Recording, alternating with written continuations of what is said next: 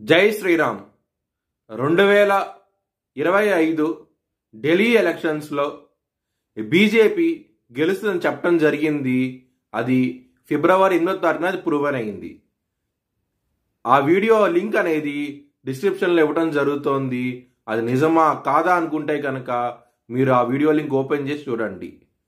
2022 నుంచి 2025 ఫిబ్రవరి వరకు మొత్తం 16 ప్రొడిక్షన్స్ అనేవి ప్రూవన్ అయ్యాయి. దానికి సంబంధించిన వీడియో లింక్స్ అనేవి కింద డిస్క్రిప్షన్లో ఇవ్వడం జరుగుతోంది. వృశ్చిక రాశికి అధిపతి కుజుడు. వృశ్చిక రాశిలో అనురాధ 4 పాదాలు, జ్యేష్ఠ 4 పాదాలు, విశాఖ 4వ పాదం ఉంటుంది. ఈ నక్షత్రం వాళ్ళందరికీ నేను చెప్పే వార ఫలితాలు వర్తిస్తాయి. ఈ వారంలో లగ్నాధిపతి అయిన కుజుడు అష్టమ స్థానంలో ఉన్నారు. దాని మూలంగా కొంచెం హెల్త్ ప్రాబ్లమ్స్ అనేవి అధికంగా ఉండే అవకాశం ఎక్కువగా ఉన్నది. కొంచెం జాగ్రత్త అంటూ ఎక్కువ తీసుకోండి. సప్తమంలో గురువు ఉన్నారు కాబట్టి మ్యారేజ్ పరంగా మాత్రం చాలా అనుకూలంగా ఉండబోతోంది. మంచి సంబంధం కూడా కుదిరే అవకాశం ఎక్కువగా ఉన్నది. 12వ స్థానం అధిపతి అయిన శుక్రుడు, లాభస్థానం అధిపతి అయిన బుధుడు ఈ రెండు మీనరాశిలో ఉన్నాయి.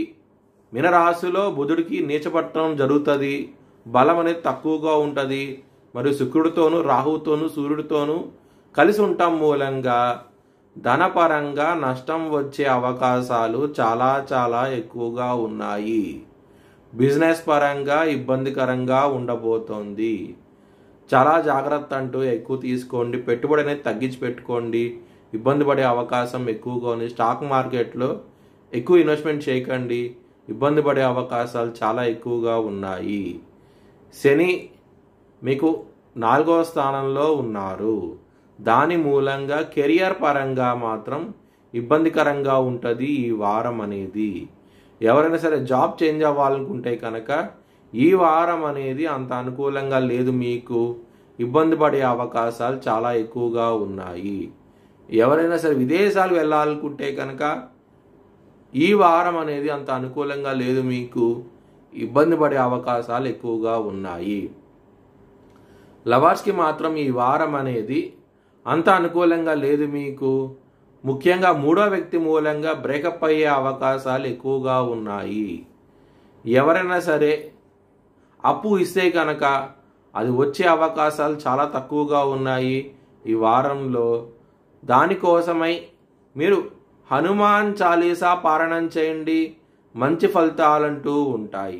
మీ భవిష్యత్ వివరాల కోసమై హెచ్ఎల్ఎన్ జ్యోతిష్యాలను సంప్రదించండి.